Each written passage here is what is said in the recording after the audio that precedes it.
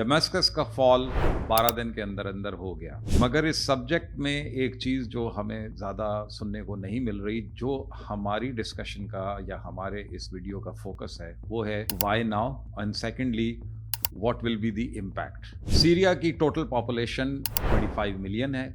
उस 25 मिलियन में से 74% जो हैं वो सुन्नीज़ हैं और 13.2% जो हैं वो शियाज़ हैं और बाकी दूसरे मज़ाहिब के लोग हैं। 27 नवंबर को रेबल्स ने आगाज़ किया अपने ऑफेंसिव का और 8 दिसंबर को डमस्कस फॉल हो जाता है। 3 दिसंबर को एलिपो पे कैप्चर करते हैं, 5 दिसंबर को हमा, 7 दिसंबर को होम्स पे, और उसके बाद 24 घंटे के अंदर डमस्कस फॉल हो जाता है। इसराइल के लिए तो ये एक बहुत बड़ी विक्ट्री है। कहा यह जा रहा है, जो कि डोनाल्ड ट्रंप ने अपनी प्रेस ब्रीफिंग में भी कहा, कि इस सारे Swift take over of Damascus के पीछे तुर्की का हाथ है। Nobody knows who the other side is, but I do. You know who it is? Turkey. Islamic extremism जो कि सीरिया में अगर पनपता है, सीरिया में एक्सट्रीमिस्ट फोर्सेस जो हैं उनको रेफ्यूज मिलता है, तो उससे अरब वर्ल्ड, मिडल ईस्ट, तुर्की, ईस्ट यूरोप, नॉर्थ अफ्रीका, ये सारे इम्पैक्ट होंगे।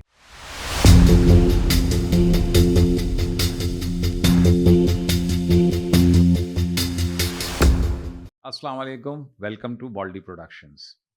डमस्कस का फॉल 12 दिन के अंदर अंदर हो गया। ये एक इतना तेज़ वाक़या था, इवेंट था, जिसने पूरी दुनिया को हैरान कर दिया और ऐसा सरप्राइज़ अचीव हुआ कि still they are reeling from the effects. ये सब कुछ कैसे हुआ, इसके बारे में तो इंफॉर्मेशन डोमेन में, सोशल मीडिया पे बहुत सारी वीडियोस मिलेंगी, मगर इस सब्जेक्ट में एक चीज़ जो हमें ज़्यादा सुनने को नहीं मिल रही, जो हमारी डिस्कशन का या हमारे इस वीडियो का फोकस है, वो है why now and secondly what will be the impact. और आज हम इन 2 पॉइंट्स पर बातचीत करेंगे, मगर इन पॉइंट्स पर बात करने से पहले हम आपको बहुत ब्रीफ सा एक बैकग्राउंड देंगे ताकि एक कॉन्टेक्स्ट क्रिएट हो आपके जहन में, जिस पे हमने मज़ीद आगे बातचीत करनी है। वीडियो शुरू करने से पहले या इस डिस्कशन को शुरू करने से पहले हमारी रिक्वेस्ट है कि आप सब्सक्राइब करें हमारा चैनल और बेल आइकन प्रेस करें। सबसे पहले हम सीरिया का एक छोटा सा आपको बैकग्राउंड देते हैं ताकि कॉन्टेक्स्ट क्रिएट हो। सीरिया में असद फैमिली है, इसकी हुकूमत पिछले तकरीबन 55 साल से थी। 1971 में हाफिज अल असद ने एक कू स्टेज किया अगेंस्ट द बाथ पार्टी और वो प्रेसिडेंट बन गए। 1971 से लेके सन 2000 तक 30 साल उन्होंने हुकूमत की। उनकी वफात के बाद उनके साहबजादे बशर अल असद जो है वो प्रेसिडेंट बन गए। तो बाप बेटे के दरमियान तकरीबन ये 55 साल हुकूमत रही। इस फैमिली का ताल्लुक जो है वो अलावाइट शियाज से था। शियाज और माइनॉरिटी हैं with in the Syrian population, मगर इन्होंने 55 साल एक मेजॉरिटी को अपने कब्ज़े में रखा। सीरिया की इकॉनमी जो है वो बेस थी एग्रीकल्चर पर, ऑयल एक्सपोर्ट्स पर और मैन्युफैक्चरिंग पे, मगर जो पिछले 10 साल सिविल वॉर रही उसमें उनकी एग्रीकल्चर भी बहुत बुरी तरीके से अफेक्ट हुई और सैंक्शंस की वजह से उनकी जो ऑयल एक्सपोर्ट्स हैं और उनकी मैन्युफैक्चरिंग है वो भी बहुत ज़्यादा अफेक्ट हुई। मगर इनको हमेशा से सपोर्ट हासिल थी रशिया की और ईरान की, और उन्होंने पिछले 10 सालों में भी इनको पॉलिटिकली, मिलिटरीली एंड इकोनॉमिकली बहुत ज़्यादा सपोर्ट किया। सीरिया की टोटल पॉपुलेशन 25 मिलियन है। उस 25 मिलियन में से 74% जो हैं वो सुन्नीज़ हैं और 13.2% जो हैं वो शियाज़ हैं और बाकी दूसरे मज़ाहिब के लोग हैं। इस 25 मिलियन में से आज 7.4 मिलियन इंटरनली डिस्प्लेस्ड हैं within the Syria. 4.9 million लोग जो हैं वो they are seeking refuge whether on the borders of Syria और इनसाइड जॉर्डन एंड तुर्की। तकरीबन 1.3 मिलियन सीरियंस जो हैं वो ऑलरेडी यूरोप में और दुनिया के मुख्तलिफ हिस्सों में आबाद हैं। सीरिया की जो जोग्राफी है वो बड़ी सिग्निफिकेंट है। अगर आप उसको नक्शे पे देखें तो it is almost in the heart of middle east. Syria के नॉर्थ पे तुर्की है, सीरिया के ईस्ट पे इराक़ है, साउथ में जॉर्डन है, वेस्ट में मेडिटेरेनियन है जिस पे इसके बहुत इंपॉर्टेंट पोर्ट्स हैं और वही सीरिया की एक सिग्निफिकेंस भी है। सीरिया में जो रीसेंट डेवलपमेंट्स हैं वो बहुत तेज़ी से रूनुमा हुई। 27 नवंबर को रेबल्स ने आगाज़ किया अपने ऑफेंसिव का और 8 दिसंबर को डमस्कस फॉल हो जाता है। 3 दिसंबर को एलिपो पे कैप्चर करते हैं 5 दिसंबर को हमा, 7 दिसंबर को होम्स पे, और उसके बाद 24 घंटे के अंदर दमस्कस फॉल हो जाता है। ये जो टाइम बनता है 7 से 10 दिन का, इस वक्त में इतनी तेज़ी से रेबल्स आएंगे इसके बारे में किसी ने पहले प्रिडिक्ट नहीं किया था, और यही एक ऐसी इम्पॉर्टेंट चीज़ है जिसके ऊपर आज हम डिस्कशन करेंगे। इस वक्त दमस्कस में सूरत हाल ये है कि जो रेबल फोर्सेस हैं लेड बाय HTS, उन्होंने अपने रिप्रेजेंटेटिव अपॉइंट किया है as interim prime minister for few months, जिसमें ये फैसला होगा कि जो आगे गवर्नमेंट होगी वो किस सूरत हाल में होगी। जो इस वक्त अपॉइंटेड प्राइम मिनिस्टर हैं उनका नाम है Mohammed al Bashir. Why now and why so swiftly, ये एक इम्पॉर्टेंट क्वेश्चन है आज का हमारा। इसके लिए हमारे पास 4 मेजर फैक्टर्स हैं। पहली चीज़ है कि बशर अल असद के 2 सबसे इम्पॉर्टेंट जो एलाइज थे वो थे रशिया और ईरान।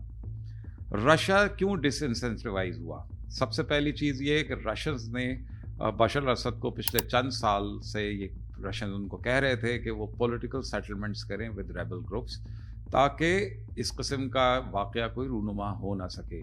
और बशर अल असद की जो इनफ्लेक्सिबिलिटी थी उसकी वजह से इस किसी भी वो पॉलिटिकल सेटलमेंट पे रेबल ग्रुप्स के साथ सीरिया में नहीं आ सके। दूसरा जो इम्पॉर्टेंट चीज़ है कि रशिया के लिए सीरिया की सिग्निफिकेंस है, जो उसका नेवल बेस है और एयरफोर्स बेस है, वो उसका मेन स्टे है in Mediterranean and in the North Africa. Russia के लिए ज़रूरी तो था, मगर रिपोर्टेडली रशियंस की कोई सेटलमेंट हो गई विद रेबल ग्रुप्स कि वो दोनों बेसिस जो हैं उसको रेबल ग्रुप्स कुछ नहीं कहेंगे। That is also a very important reason कि why Russians didn't support militarily Bashar al Assad to defend Damascus.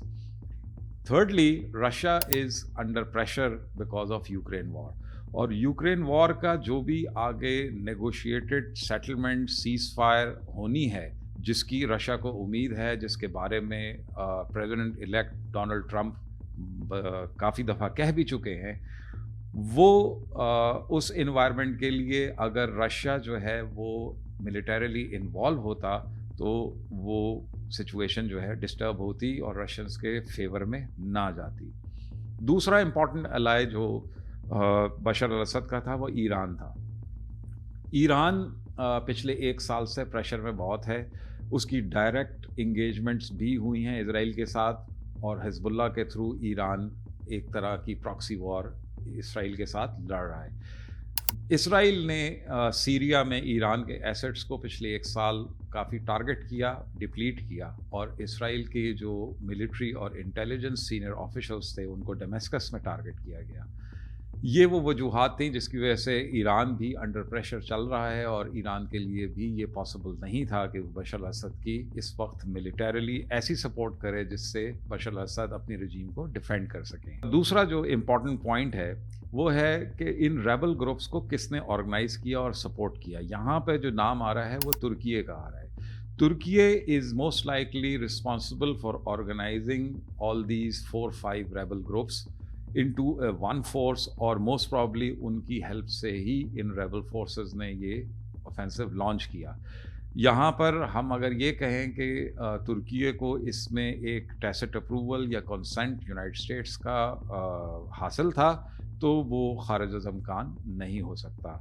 Recently Donald Trump ने एक प्रेस टॉक में इस बात का जिक्र किया, और उन्होंने टर्किश लीडरशिप अर्दोगान की उन्होंने तारीफ़ भी की, मगर साथ साथ उन्होंने कहा कि ये सब कुछ जो सीरिया में हुआ है उसके पीछे तुर्की है। तो ये एक इम्पॉर्टेंट फैक्टर रहा जिसकी वजह से एकदम से और इतना स्विफ्टली ये काम हुआ। अब जो अगले 2 पॉइंट्स हैं वो बड़े इंटरेस्टिंग है। उसमें सबसे पहली चीज़ ये आती है कि डोनाल्ड ट्रंप जो है एक नॉन ट्रेडिशनलिस्ट, नॉन स्टेटस को वाले पॉलिटिकल लीडर हैं, जो उन्होंने दूसरी दफ़ा प्रेसिडेंशियल इलेक्शन यूनाइटेड स्टेट्स में जीता है, और 20 जनवरी को उनकी इनाग्रेशन है। सबको ये बात मालूम है कि पेंटागन, स्टेट डिपार्टमेंट और CIA के जो मेन फंक्शनरीज़ या सीनियर अपॉइंटमेंट्स हैं, ये सारी 20 जनवरी के बाद चेंज हो जाएंगी। اس وقت ان لوگوں کے لیے یہ ضروری تھا کہ سیریا میں جو ان کی اسٹریٹجی ہے اس کو وہ کنکلوڈ کریں. تو پاسبلی یہ بھی ایک ریزن ہے کہ یہ اتنے سوئفٹلی سیریا میں چینج آف رجیم کیوں ہوا. لاسٹلی ایک امپورٹنٹ پوائنٹ اور ہے، وہ ہے اسرائیل زائنسٹ اسٹریٹجی. اسرائیل جو ہے وہ اس وقت غازہ میں حماس کے ساتھ جنگ میں ملوث ہے، اور اس کے ساتھ ساتھ اس کے نارتھ میں جو ساؤتھ لبنان میں حزب اللہ ہے اس کے ساتھ بھی اس کی جنگ چل رہی ہے. ایران کو تو انہوں نے ایک طریقے سے جغرافیکلی آؤٹ کر دیا اس پوری ملٹری سچویشن میں سے، مگر انہوں نے ساتھ ساتھ حزب اللہ کو بھی آئسولیٹ کر دیا، اور حزب اللہ کے لیے اسرائیل کے ساتھ جنگ جاری رکھنا اب شاید زیادہ دن پاسبل نہ رہے. ایک اور امپورٹنٹ چیز جو اس اسرائیل زائنسٹ اسٹریٹجی میں ہے وہ ہے کہ جو گریٹر اسرائیل ہے اس کے اندر پورا سیریا شامل ہے. اس وقت تو شاید یہ ایک پاسبلٹی یا فیکٹر یہ نہ آ رہا ہو، مگر subsequently it might become an important factor in achievement of the greater Israel dream by the Zionist strategy. اب ہم آتے ہیں اپنے ویڈیو کے اور اپنی ڈسکشن کے سب سے اہم اور آخری حصے پہ، which is about the impact of this event which has taken place in Syria. اس پہ ڈسکشن سے پہلے میری آپ لوگوں سے ریکویسٹ ہوگی کہ آپ ہمارے اس ویڈیو کو لائک کریں، اس پہ کمنٹ کریں اور اس کو شیئر کریں. امپیکٹ کی جب ہم بات کرتے ہیں تو ہم سب سے پہلے بات کرتے ہیں United States. United States successful تو ہو گیا اسد رجیم کو ٹاپل کرنے میں اور ایک ایسی فورس کو پاور میں لانے میں جس پہ یونائٹڈ اسٹیٹس کا شاید کنٹرول رہے، مگر یہاں پر یونائٹڈ اسٹیٹس کے لیے چیلنجز ہیں. پہلا چیلنج تو ان کے لیے یہ ہے کہ جو ریبل گروپس ہیں، اسپیشلی جو اس کا سب سے بڑا حصہ ہے ایچ ٹی ایس کو یونائٹڈ اسٹیٹس ایک ٹیررسٹ آرگنائزیشن ڈکلیئر کیا ہوا ہے، اور اب وہ اس کو کیسے ایڈجسٹ کریں گے politically in order to give any kind of support اور in order to manage them, کیونکہ وہ اب it's writing on the wall that they will be the ones who will be forming the government in Damascus and they will be the ones who will be ruling Syria. دوسرا جو impact United States کے لیے ہے وہ ہے کہ ایک Islamic extremism جو ہے وہ بڑھ سکتا ہے سیریا میں، بیکاز یہ سارے جو گروپس ریبل گروپس ہیں یہ سول وار کی پیدائش ہیں، اور یہ سب ایک ایکسٹریمس ریلیجس آئیڈیالوجی کو لے کے چل رہے ہیں. گو کہ انہوں نے اس وقت لبادہ ایک طریقے سے پروگریسو ریلیجس آئیڈیالوجی کا اوڑھا ہوا ہے، مگر کہیں نہ کہیں کبھی نہ کبھی ان کی ایکسٹریمزم سامنے آئے گی. اور دوسرا اس میں پرابلم جو ہے وہ ہے کہ ایک اگر اکنامکلی وائبل سیریا نہیں ہو پاتا چند مہینوں میں آگے، تو ایک خطرہ ہے کہ سیریا میں ود ان دیز گروپس ایک سول وار شروع ہو سکتی ہے، اور وہ سول وار جو ہے اور ریلیجس ایکسٹریمزم جو یہ دونوں چیزیں یونائٹڈ اسٹیٹس کے لیے پرابلم بنیں گی. اس کی وجہ کیا ہے؟ ریلیجس ایکسٹریمزم جو ہے وہ خالی سیریا میں نہیں رہے گا، وہ ایڈجوائننگ ریجنز اور کنٹریز میں جائے گا، جس میں مڈل ایسٹ خود پورا ہے، اس کے ساتھ ساتھ ترکی ہے، ترکی سے فردر آگے یورپ ہے اور نارتھ افریقہ ہے. تو یہ سارے علاقے جو ہیں وہ افیکٹ ہو سکتے ہیں اس ایکسٹریمزم سے. اس ایکسٹریمزم اور سول وار کی وجہ سے جو یو ایس کے لیے ایک چیلنج آ سکتا ہے وہ ہے میس مائیگریشنز کا. یہ میس مائیگریشنز جو ہیں وہ یونائٹڈ اسٹیٹس کو کیوں امپیکٹ کریں گی؟ بیکاز یہ میس مائیگریشنز خطرہ بنیں گی یورپ کے لیے، اور یورپ کو سیکیور کرنا جو ہے وہ یو ایس کی ذمہ داری رہے گی. اگلا ملک ہے جس پہ ہم ڈسکشن کریں گے وہ ہے اسرائیل. اسرائیل کے لیے تو یہ ایک بہت بڑی وکٹری ہے. اسرائیل نے یہاں پر ایران کو ڈیفیٹ کیا، اور اسرائیل نے ان فیکشنز کو بھی مارجنلائز یا ڈیفیٹ کر دیا جو کہ حزب اللہ کو سپورٹ کرتے ہیں. اسرائیل کے لیے حزب اللہ جو ہے وہ ایک بہت بڑی پرابلم ہے، اور اسرائیل نے اس ساری کارروائی کے بعد اسرائیل کے لیے کافی آسان ہو جائے گا حزب اللہ کو ملیٹریلی مینیج کرنا. تیسرا امپیکٹ میں ہمارا پوائنٹ ہے ترکی کے بارے میں. اب یہ ایک عجیب سا معمہ ہے، یہ ایک ڈبل ایجڈ سورڈ ہے ترکی کے لیے. کہا یہ جا رہا ہے، جو کہ ڈونلڈ ٹرمپ نے اپنی پریس بریفنگ میں بھی کہا، کہ اس سارے سوئفٹ ٹیک اوور آف ڈیماسکس کے پیچھے ترکی کا ہاتھ ہے. Nobody knows who the other side is, but I do. You know who it is? Turkey. ترکی نے اگر ان کو آرگنائز کر کے ٹیک اوور کروایا تو کیا ترکی کی پرابلم ریزالو ہوگی؟ ترکی کی پرابلم ہے ان کرد سیپریٹسٹ یا کرد ملیشیا سے جو کہ نارتھ آف سیریا میں ترکی کے بارڈر کے بالکل ساتھ ساتھ ایک ریجن کو کنٹرول کرتے ہیں.